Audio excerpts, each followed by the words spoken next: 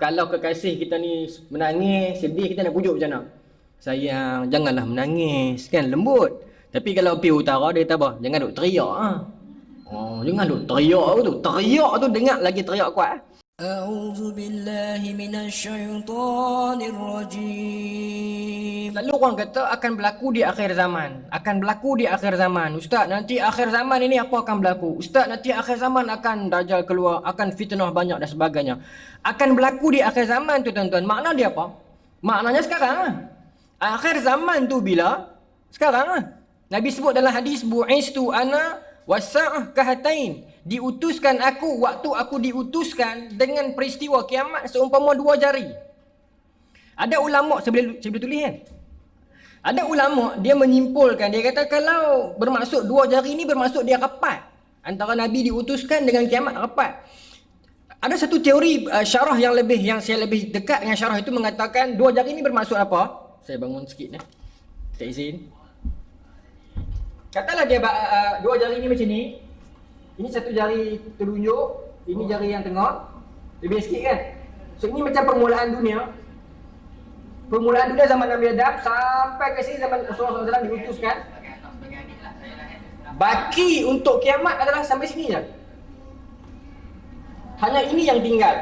So bila masuk kahatain 2 jari, yang baki yang tersisa di atas inilah sahaja yang dikatakan tempoh umat Rasulullah SAW yang akan meneruskan syiar ini sampailah ke hari kiamat.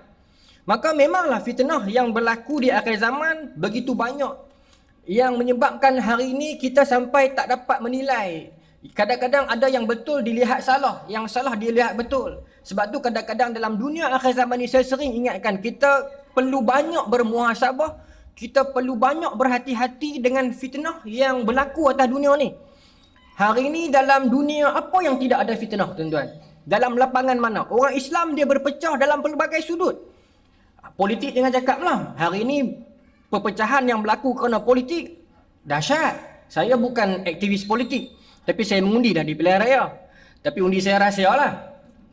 Sebab saya tak mau nak wujudkan barrier antara kita dan pendengar. Saya tak mau nanti bila saya declare saya mana-mana ahli ataupun mana-mana parti, orang yang bukan dalam kalangan parti saya ni akan rasa macam okey, dia ni someone yang aku tak boleh dengar pasal dia punya pemahaman macam ni. So saya tak maulah di dalam kita pengajian ilmiah kita ni kita lebih kepada fokus on akademik. Cuma kalau tersentuh, bukan menyentuh lah, tersentuh, terkena, terselisih. Contoh macam saya bagi nanti, saya sebutlah sekian-sekian contoh, ustaz. Tuan-tuan rasa macam ustaz macam kena kat parti ni ya. Bukan saya kata lah, itu sejarah kata. Jadi saya bagi disclaimer awal-awal, saya dalam ceramah saya lebih kepada, saya bebas parti, saya buta warna lah dalam ceramah.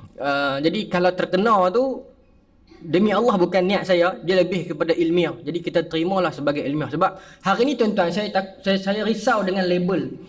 Dalam dunia Islam hari ni, berlaku pembunuhan karakter oleh label. Hari ini kalau orang bercakap di luar konteks ataupun menyongsong arus, pasti dia akan terkena apa-apa label. Macam-macam label lah. Sama ada daripada label warna tu, warna ni, geng belah tu, taifah belah ni dan sebagainya hari ni.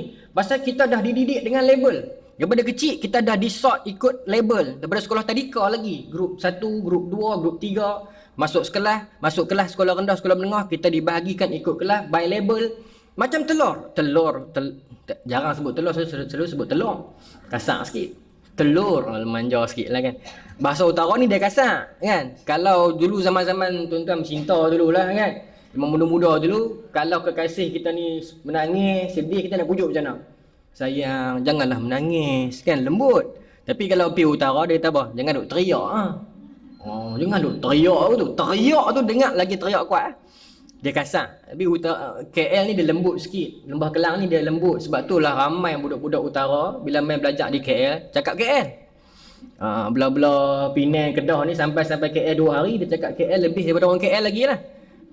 Saya duduk lama di sini pun saya tak lekat nak cakap KL. Bukan tak mau, cubalah. Tapi tak jadi. Kerusi jadi kerusa lah. Jadi daripada jadi macam tu tak payahlah. Tapi ada bahasa utara yang lebih KL daripada orang KL.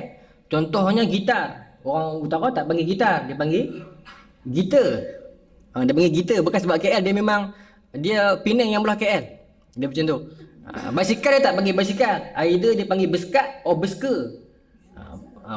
Besker ni orang KL yang belah Penang lah. Kan? Besker ataupun beskat. Kalau Kedah dia panggil gerek lah.